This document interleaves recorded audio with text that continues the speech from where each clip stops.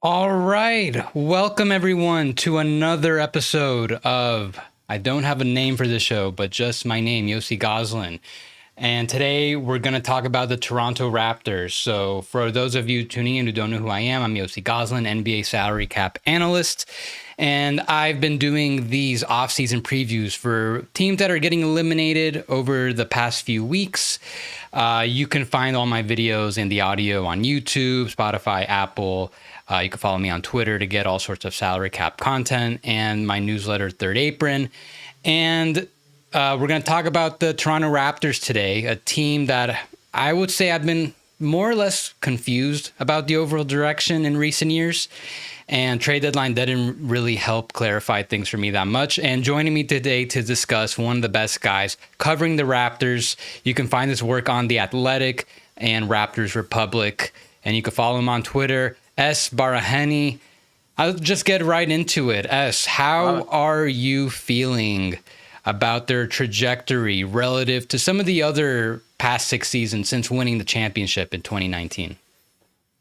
Yeah, I think confused is a fair way to put it, especially from an outside perspective, looking at, some of the delays that they had in terms of trading Fred VanVleet, not trading Fred VanVleet, letting him walk in free agency, trading Pascal Siakam at the time that they did, and OG Anunoby at the time that they did, when most people thought the deadline before they traded them was sort of the most opportune time to kind of make a move for the Raptors and change directions. They held out and decided to kind of keep things going with that team. So they kind of held on to their chips a little bit longer than they probably wanted to. And I think part of that was they had developed such a familiarity with those players, and they sort of, because they were homegrown products in the sense that they drafted all of those guys, they felt a connection to that franchise and to that organization in a level where they didn't want to move off of them, but it was just the right thing to do, and inevitably they did it. They've now moved into this new direction with Scotty Barnes and the rest of their pieces. To start the season, Masai Ujiri, the first thing that he said, literally the first word that came out of his mouth was rebuild, And so I think most people expected for the rebuild aspect to take a little bit longer, but they decided at the deadline that maybe they had maybe some buyer's remorse, seller's remorse, if you will, on the whole rebuild idea, and lean towards instead trading for Brandon Ingram, and now shifting towards more of a retool, which is just figuring out what they can do next season, heading into a year where they're probably going to try to make the playoffs. So a little bit confusing in the way that they've maneuvered over the last 4 or 5 years, that's for sure. But I think the one aspect that isn't confusing is that they are always in. They're trying to capitalize on players that they can either trade for at their low points, or players that they think they can bring in and recoup their value. And I think that's generally has been the Raptors' MO, basically since Masai Ujiri has been a front office exec. So that's the way that they're moving forward with this team now, too. So a couple things to unpack there. First, I guess let's start on when you say rebuild. Definitely some, I guess, just kind of matter of how it was interpreted. Because Masai Ujiri called it a rebuild. This was not a rebuild. This was, if maybe a retool, but just kind of like a quick reshuffle, if anything, of a redistribution of the money is what I've been calling it. So I'll get into that a little more in depth in a second. I do want to summarize things a little bit, how they got up to this point. But I want to start with even before, because you touched on them holding on to guys a little longer than they should, because this was basically the number one thing I kind of wanted to kick things off, because I'm just right off the bat, I'll say I'm a little more negative on the Raptors probably than consensus, and I've just been getting a little lower and lower on them since that championship run in 2019. But you hit the nail. They held on to some guys a little too long, and not just the guys that they ended up trading last year, like Siakam and Anunoby. Fred VanVleet, that was, that was the biggest self-inflicted wound, just not trading him at all. Yeah. But even before that, you can maybe argue with Kyle Lowry, Marc Gasol, Serge Ibaka, some of the older guys in maybe a year or two after the 2019, maybe they should have tried to get off those guys earlier.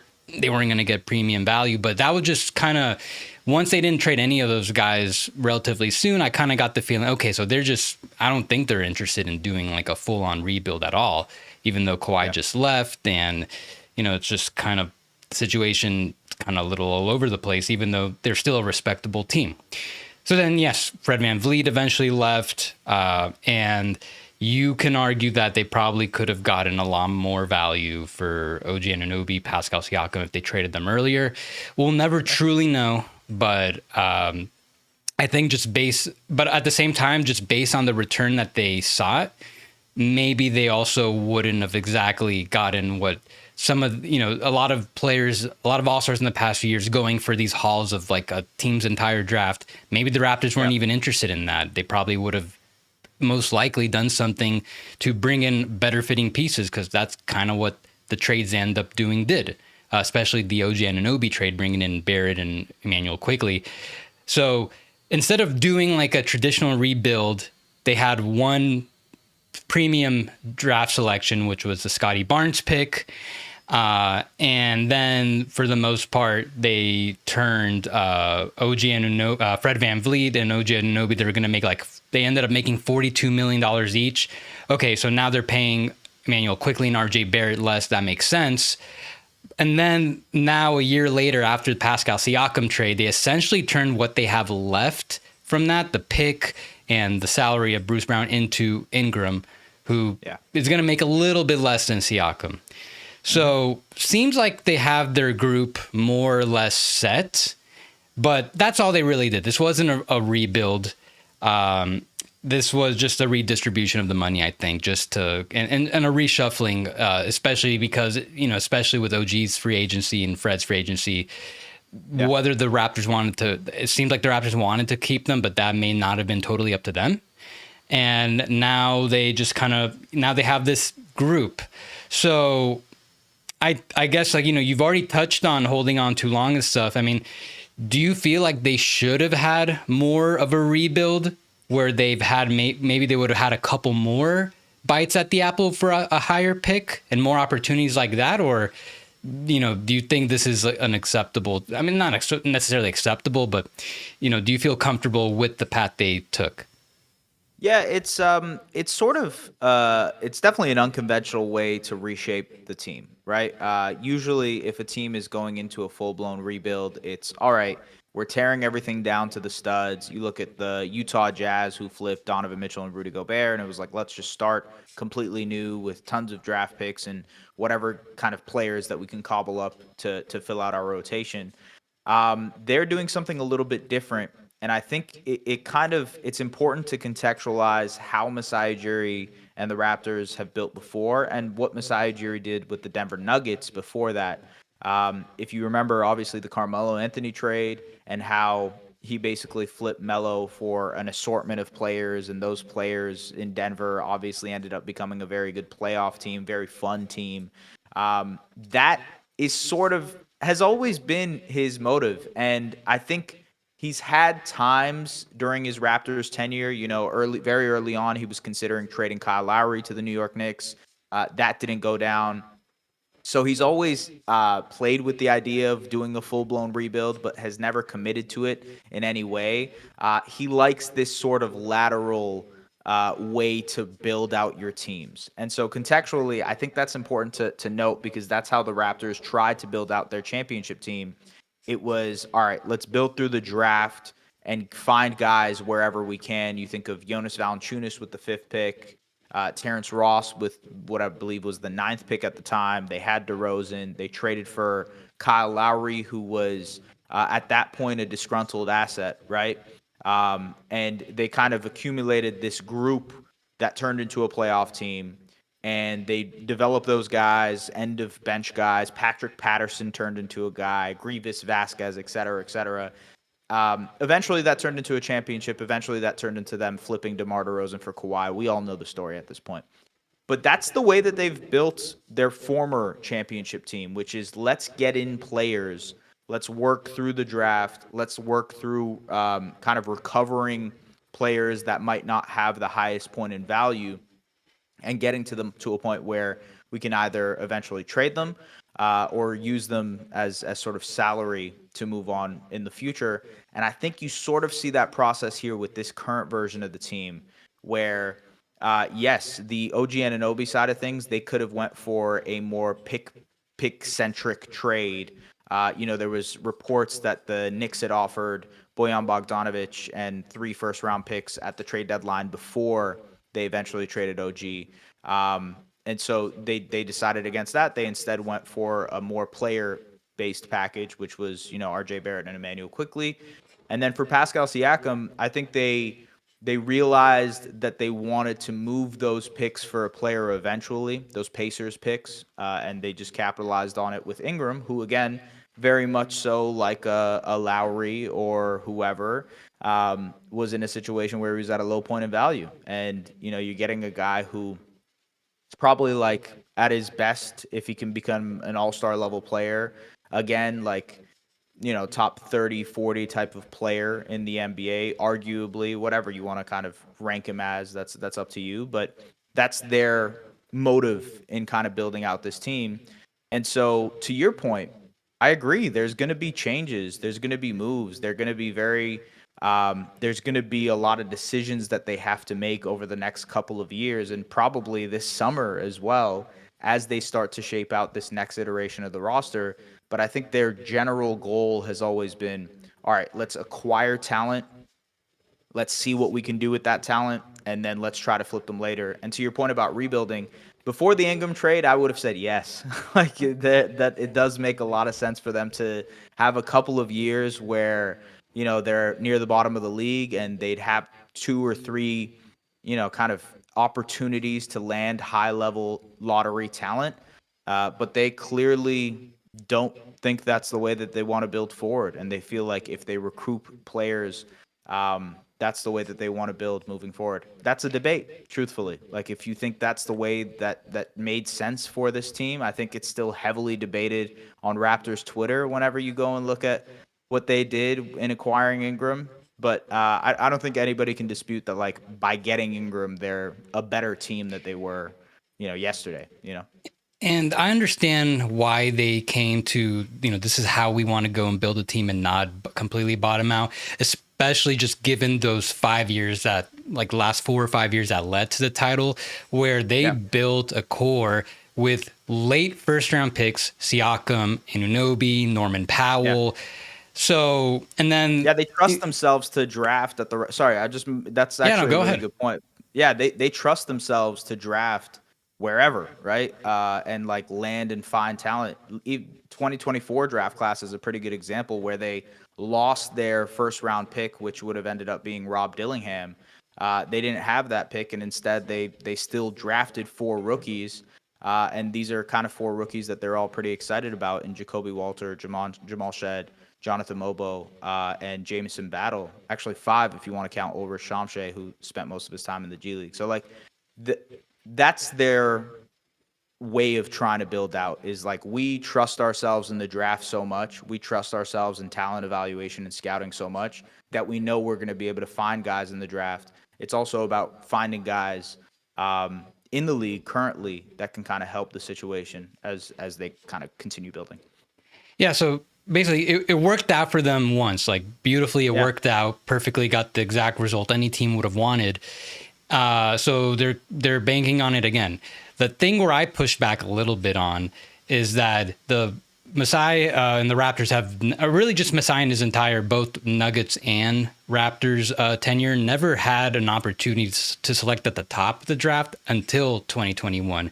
And he selected Scotty freaking Barnes, and that was not at all a clear pick, like up until even the moment it happened. Like, I think the consensus was that it was supposed to be Jalen Suggs. The Raptors would be in a much, like, Jalen Suggs is good, but I think they'd be in a much different place right now had they not taken Scotty Barnes. Maybe they could have taken Franz instead, then they'd still, maybe more or less same situation now. But I just look at that selection. I'm like, why not have more of this? Like, I want to see you have more opportunities at the top of the draft to get, like, what else? Who knows? So that's where I'm, the revisionist history kind of comes in for me, is that, you had this, the Tampa tank, you nailed that 2021 pick. And, most teams would have probably bottomed out for at least another year, maybe two. And so I like to think that they'd be in a much different, probably I'd feel a lot better about their situation had they had like a couple more bites at the apple. Maybe they would have missed on one of those picks, but they still could have then had the, they probably still could have done something good with some of the all-stars they had. But look, that's all I'm saying. So I guess the silver lining is, hey, the Raptors now have the probably going to get the 7th pick in this draft. Maybe it'll jump up a little higher. So there is something to look forward to. Maybe they'll make some more magic with that selection. This would, I suppose, be his second highest selection in his tenure. So let's see what they end up doing with that. But yeah, so I think we basically got we kind of contextualized the entire their decision making over the past years, and I just wanted to add that context just to kind of explain what they ended up doing and how they got here. Yeah, no, that definitely makes sense. Yeah. Now, so I do want to look up into their upcoming off season now that we got that behind us. So I'm looking at their cap sheet and the roster. And so you can, if you guys want, whoever's watching, you can go on capsheets.com. I've got all the NBA salary cap sheets there for each team. I just updated it to include up-to-date draft picks. And with the Raptors, they're already going to be right at the luxury tax with 14 players. They're going to get below it. They're not over it by that much, but I'm not convinced this is going to be the final product. Even though they haven't gotten to fully put this group together, there's two main things. One, they do now have a backup center. They signed Colin Castleton to a 2-year deal. He's on a minimum deal. I would suppose they're probably going to also try to get another vet there. Chris Boucher is their main free agent. Based on reporting, both him and AJ Lawson, those deals are non-guaranteed deals for next season. So they're basically camp invites type of thing where they get a chance to work with the team in the summer and then go through. But yeah, go ahead. Yeah. I'm sure. But even if he's I would imagine he'd be like a solid third stringer based on what he did with the Raptors and Sixers, on a minimum deal. And we'll see what they end up doing. Maybe I don't know too much about the draft. I know that the top of the draft is pretty dominated by guards. But if they get 7th, I know there's that one center. I can't pronounce his name. Maybe he'll be he's kind of being slotted around there. Yeah. Which one? Yeah. He's Kaman Maluak. He's from Duke. That seems to be a guy they get targeted. I was thinking of hold on. There's another name. I think it was Kasparas. I'm horrible with the draft. He's not a center. He's a guard. His name. He's a guard. Okay. See, don't listen to me on draft stuff. But yeah, I see there's Queen and Maluak. So maybe there's a big man the Raptors could target in that range.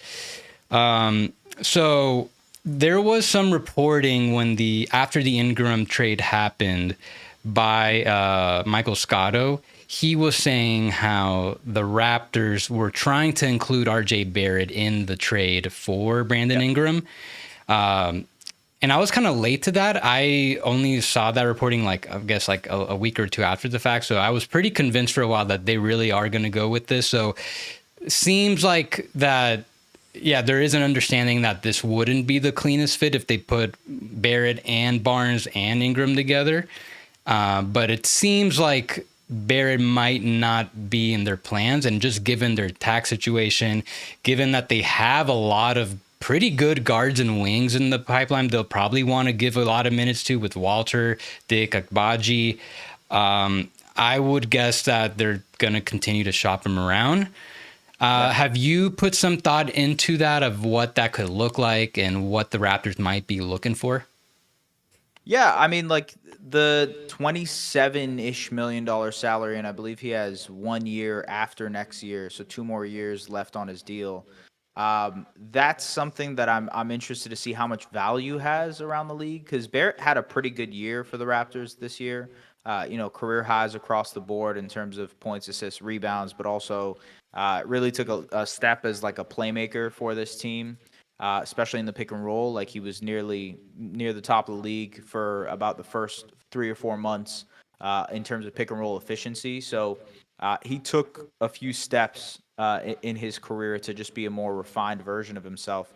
What kind of value does that have around the NBA right now at the salary that he has? I'm not necessarily sure. I think given, and maybe you have an opinion on this too, but like it seems like we're headed for a pretty active summer in terms of stars being available, in terms of guys trying to get dumped. Maybe Denver is trying to get off of Michael Porter Jr.'s salary and or Jamal Murray's salary. I'm not necessarily sure, but that seems like something that might happen.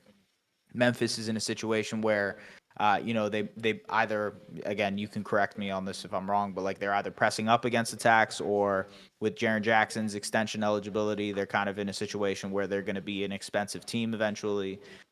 So there's just a lot of decision making that a lot of these teams will have to do, and so that's where the Raptors can be opportunistic and say, "Hey, well, we have R.J. Barrett to include in whatever deal in some way very similar to what they did with Bruce Brown's salary of the $23 million, and they kind of rerouted it to get Brandon Ingram.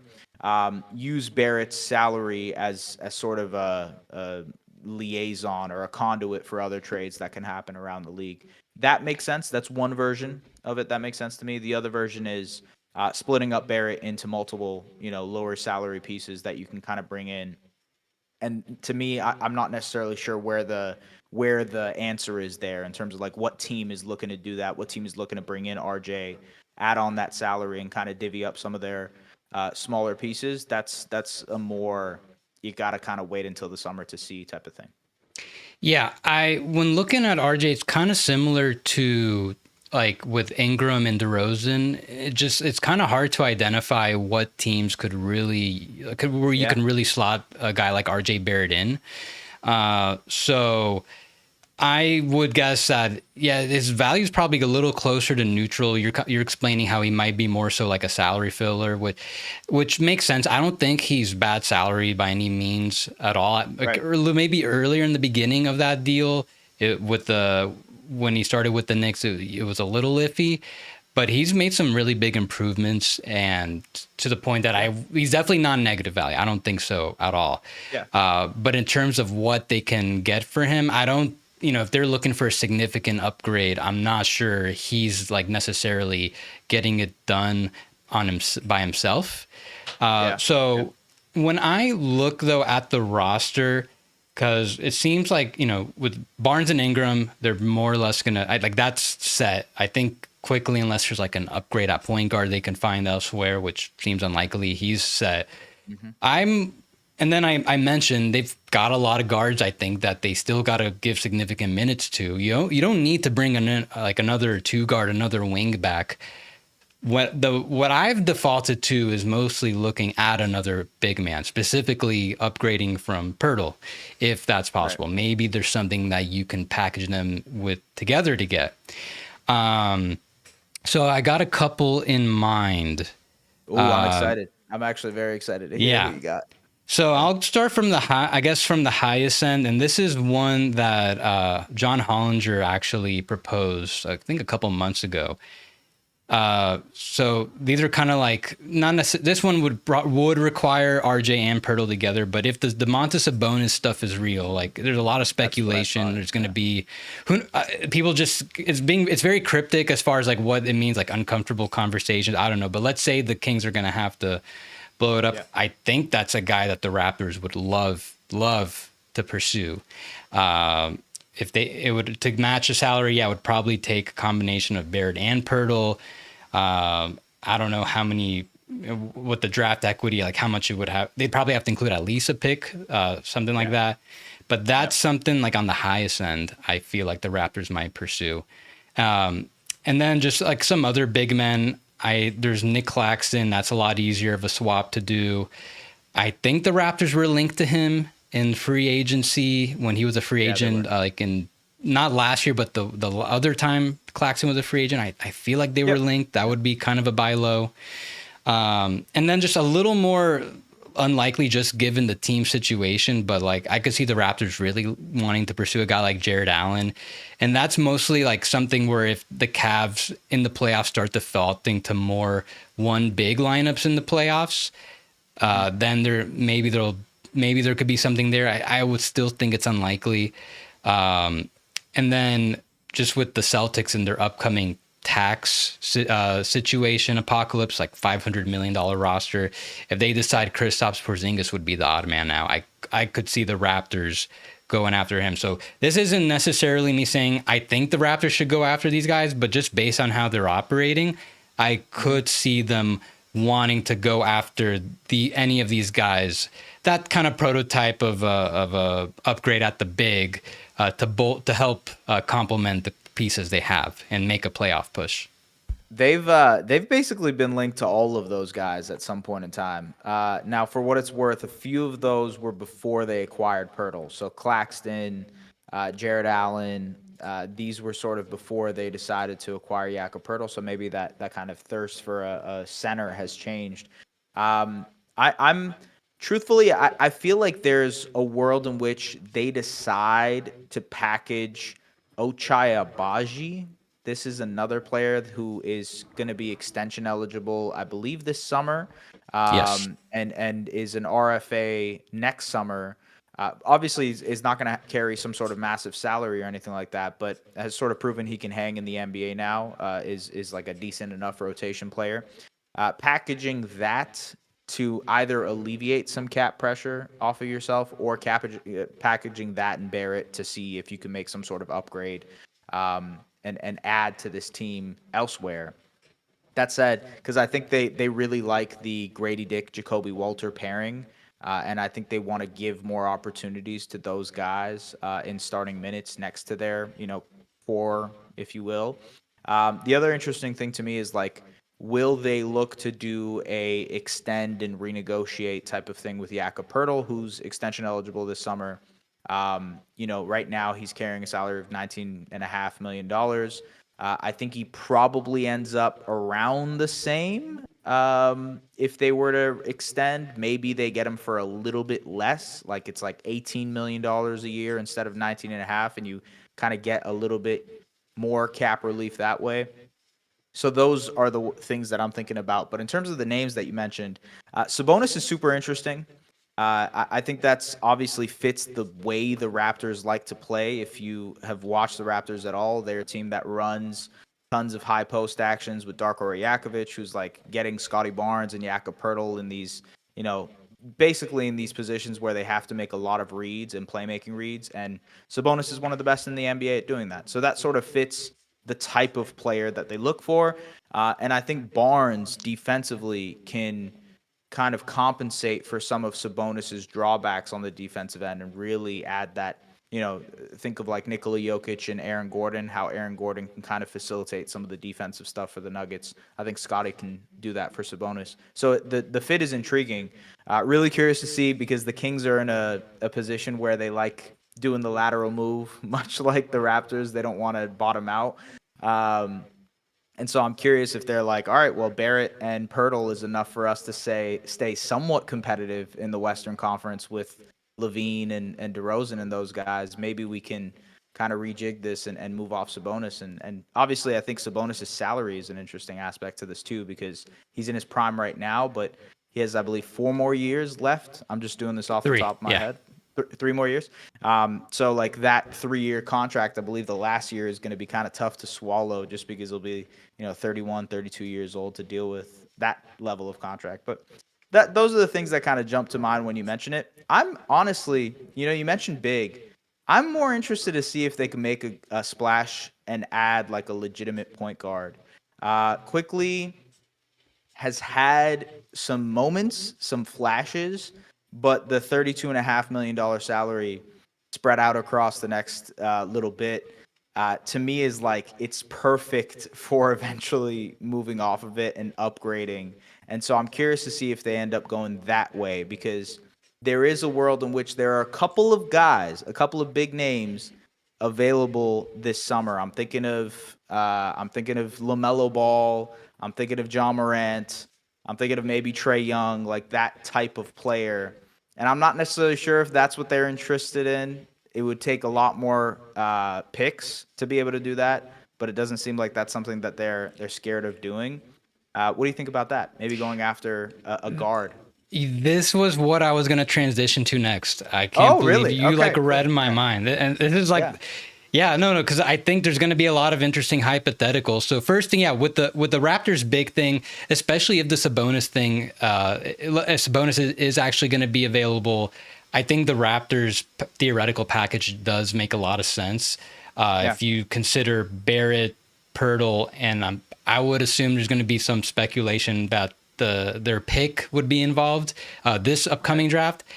I think that's a pretty good package for Sabonis given his contract. Like I'm talking from the Kings perspective. Like a lot Yeah. of Kings fans might think that's not enough, but just given the contract, I'm not the biggest fan of it. I feel like that'd be like that would be pretty more than sufficient. You're getting like Okay. salary filler, I suppose. You would want to, just based on what we were discussing about RJ Barrett's trade value and Pirtle, like I don't think these guys necessarily have positive trade value, but so you're really just getting that lottery pick. So Yeah. for the Raptors, that's something you want to consider. We'll see. I'm very interested to see if the Sabonis smoke is actually real. But then I wanted to talk about a guard. Because, and this was something that we briefly touched on a couple months ago, because once the Hornets traded Mark Williams, it immediately rang in my head. Okay, I don't necessarily think LaMelo Ball is being shopped, but I'm sure the Hornets will listen to offers on him, and I'm sure Yeah. there's a price that they'll say yes to, because it's going to realistically take a long time before the Hornets are going to be relevant again, while LaMelo Ball is still in his prime. So. Yeah. You mentioned Trey Young. You mentioned John Morant, which that's kind of like more recent. Yeah. Zach Kleiman had to go out and refute it.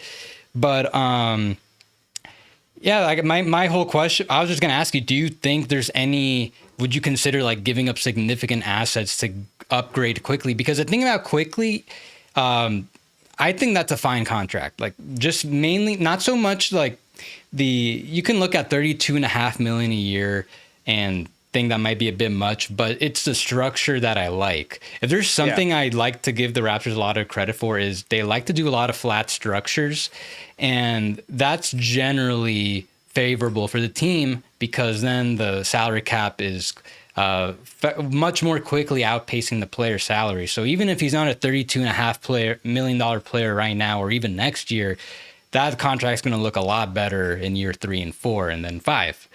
So I agree. the question is, I wanted to more so ask you, like, are there, like, which guards do you think is worth going to what would likely be a max player while giving up assets versus just sticking with quickly, knowing you've got him on such a cost controlled deal? So, go through some. You want to go through some of those names you just mentioned? Sure. Yeah, I'll preface this with like, if they jump into the top 4 of the draft, this conversation sort of changes, because now you're looking at, and I know you're not the biggest draft guy, but like you're looking at like Dylan Harper, who's a big guard, who they probably would really really like, or VJ Edgecombe, who's like another crazy wing type player that they can add to their kind of system, or Ace Bailey or Kasparis, like you said. Like there's some pretty interesting players in that 4 or 5 range if they were to jump into the top 4. So that might change things. But if they don't, and if they end up like 7 or 8 or 9, and that pick might become available for a trade, and there's a team that's looking to jump in, or something along the lines of that, I do think LaMelo is an intriguing fit, just because, again, the nucleus around him, I think, could insulate some of the defensive issues that he has. It's just my trust in what Scotty Barnes can be as a defensive player. Think of him like quarterbacking a defense like a Draymond Green or a Bam Adebayo, but that's sort of the type of defensive player that he can be. So he can compensate for some of the stuff that LaMelo isn't great at defensively. And then offensively, this Raptors team is desperately looking for a guy who can create his own shot like LaMelo does, who can be a playmaker like LaMelo is, a guy who's like one of the best pick and roll players in the NBA as LaMelo is. So like that in terms of fit makes a lot of sense to me. The jaw fit is a little trickier in my opinion. I would, by the way, with Trae Young, I'd probably say some of the similar stuff that I would say with LaMelo, although Trae is a little bit stickier of a fit because he's smaller. So with LaMelo, you have a 6'7", 6'8" guard. You can kind of live with having a more switch-heavy defense, whereas Trae, it's a lot harder to do that. With Jaw, I think the fit is a little bit trickier just because he's not the greatest three-point shooter, and he's not he's not a guy who's going to put that much pressure on the defense at the point of attack because of that lack of shooting. So I don't see the fit necessarily. I see the intrigue of adding a talent of his level, but I'm not sure how that would fit around the rest of the squad. So wouldn't necessarily cough up as much assets. But yeah. Yeah, I mean, and there's also the lack of 3-point shooting around. Totally. What would if they brought in Ja, but that has not scared off the front office before from making certain moves and trying to figure out the fit later. So I could see them just going for the talent play and figuring it out later if they need to adjust. If it means moving Ingram later, I think that might be worth it if they're able to get a guy like Ja Morant. But I mean, I would imagine if he was available, I think that might have to be like a whole draft. Okay, maybe not a whole draft type of thing, but definitely a lottery and like at least one more unprotected pick. I'm not sure. So I do think there's going to be an interesting guard market this summer because I think, Trae Young, that seems to be something that might finally he might actually be available now. And then with LaMelo, it just makes sense that they would listen to offers on him. So can I throw out another name at you? And I have a name as well. Oh, you have? Okay, wait, you go first. I'm curious. I've been I wrote about this yesterday on Third Apron with the Sixers. I wouldn't be shocked if Tyrese Maxey. I don't think it's going to happen, but just given how bad everything went and how complicated the financial situation is with two max players who's like, how good they're going to be is so up in the air. That could lead to him eventually getting traded, but I think they'll run it back next year most likely. But if he were to be available, I'll just finish where I kind of rank with these guys. I'd likely do it for a guy like Maxey. If it means like most picks to get it done for a guy like him, I think that's worth it, especially at the beginning of that contract that's looking really nice. With LaMelo, I just don't know if I'd want to pay the price that the Hornets are likely to command to get off him at this point. And then with Trae, I'd be interested, but I wouldn't not at a max, at a full max. If he's willing to extend to something slightly less, kind of like what the Raptors did with Brandon Ingram, getting him like slightly less in the max. Okay, I think that might be worth trading quickly, plus like another pick or something. Which because the Raptors could honestly really use just someone on like Trae to really boost their offense. And then I mean those are the main ones. And then with Morant, I'm not really considering him available in my mind. I would be pretty surprised. I guess we'd have to hear more. I'm not there yet. Fair. Yeah. No, that's fair. I like the Maxey pick. I'll just say in that draft class, they wanted to draft Tyrese Maxey and didn't get the opportunity to, or they didn't have a pick, something along the lines of that. So Maxey was definitely a guy that they were interested in. So I would definitely. And this was also a guy, you talked about the Lowry trade earlier. There was a reported package, where Lowry and Maxey, that was sort of the deal that they were thinking about at the deadline, and they decided not to do it. And there's a whole kind of what if scenario when it comes to that. But did the Raptors decide not to do it, or Sixers?